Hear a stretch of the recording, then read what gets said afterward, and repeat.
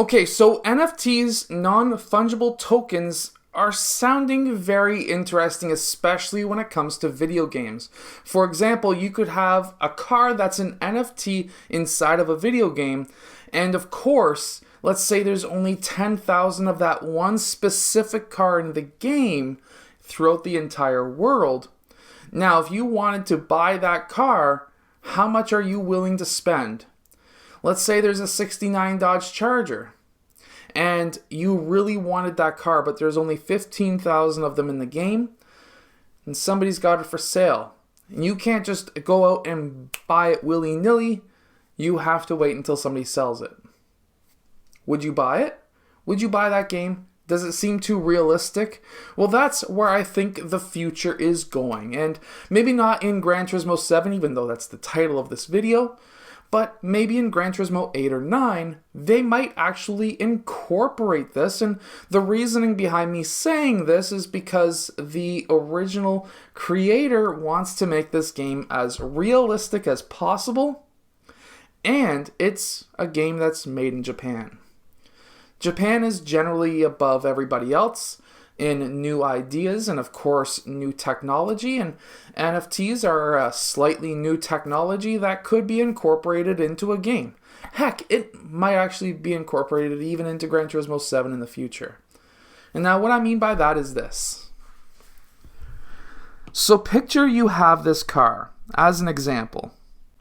Let's say you have this car and you originally purchased the car for, let's say, $50,000 or whatever in-game currency that is. Maybe that $50,000 equals $20 in real life, but whatever, $50,000 in real game currency. Now, let's say you bought those rims, and those rims in-game cost, let's say, 20,000 credits. Altogether, that car costs about 70,000 in-game credits. And let's say we then, of course, say that 70,000 in-game credits equals about $70 in real life. And then let's say you go and want to sell it because there's very few of these cars on the market to buy and sell inside the game. And let's say you originally purchased this car and the NFT rims and the NFT car itself for that $70 in real life currency, but let's say 70,000 in-game credits. Well, let's say, for example, you sell this for a massive 100,000 credit sale, which then makes you 30,000 in-game credits, which is equal to, let's say, hypothetically $30 in real life.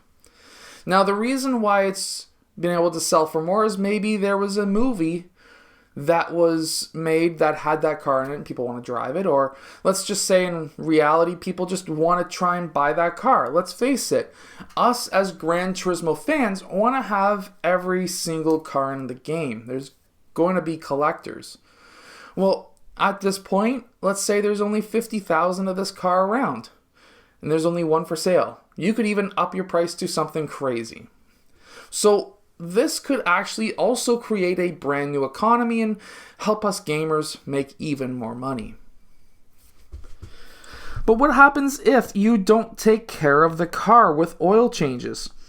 Or what happens if, for example, you don't give it car washes or an oil change? Then that car's value would start to dip, because then you're not taking care of the car. The car may be getting degraded in-game because you're not taking care of it.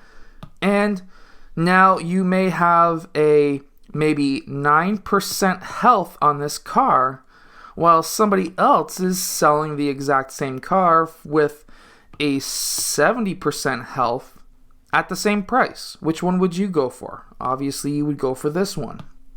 So there's also going to be maintenance charges in the game, and this is why this could actually help the whole NFT idea that I'm proposing. Let's say you want a specific livery as an example. Let's say you wanted to have a special Lewis Hamilton livery. Well, let's say they only made 100,000 of those liveries in-game. Sure, you could go out and spend the time of trying to create your own livery and selling it, or you can just buy the actual Lewis Hamilton livery and not have to spend hours trying to recreate it.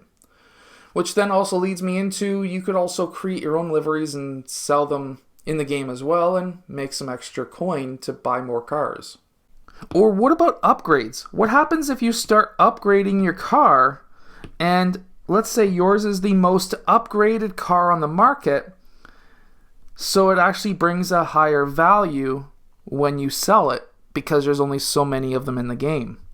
And the reason why I'm really actually backing this up with what I am proposing is, look at this. In some of the clips that we see with Gran Turismo 7, we're seeing that there's miles on the cars. We've seen this in previous Gran Turismos. This isn't new. We've seen used car dealerships in the game before.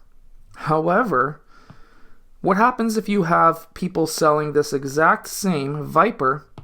Let's say you have a Viper over here and a Viper over here. They're both, let's say, the same price, but one has less mileage. Which one would you prefer? Well, obviously you would want to go with the lower mileage because there's less maintenance costs involved, which means that it's potentially worth more money into the future. So this could actually create its own economy. Now, let me explain a few things when it comes to financial stuff. What are some of the companies that have essentially created their own economy and they're booming right now? Google. They created they bought YouTube, but they created the creator economy where people can make videos like this one, put it online and make money. And then there is Apple, who of course made the app economy where they allowed anybody to make apps, put it on their app store, and then of course make money off of that app store. And now there's a lot of new millionaires because of it, even a couple of billionaires. So because of that, if video game companies, maybe let's say Polyphony Digital or Sony or whoever, was to create its own economy inside games, let's say they were to take a 2% commission or a 5% commission on every sale. Well, that starts now becoming a massive influx of money for them. Let's say somebody bought a $100,000 real money, $100,000 car. They took 5%. That's $5,000 to that or that game creator. Well, guess what? You may be saying, well, $100,000. Who would spend $100,000 on a car?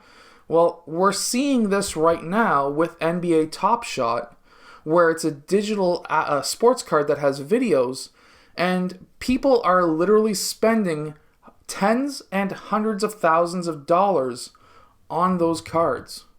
Well, fake digital NFT cards. So this is why I think that this is the future. It just comes down to how much coding it takes to be able to do that. And if a company like Gran Turismo or technically Polyphony Digital, Sony, are able to do something like that, they could have their stock obviously rise massively. It would be a ton of fun for us, but there would be a whole new economy and a whole lot of new millionaires. I hope this video has kind of given you some interesting thoughts. If it has, hit that like button and subscribe, and I'll see you guys again next time.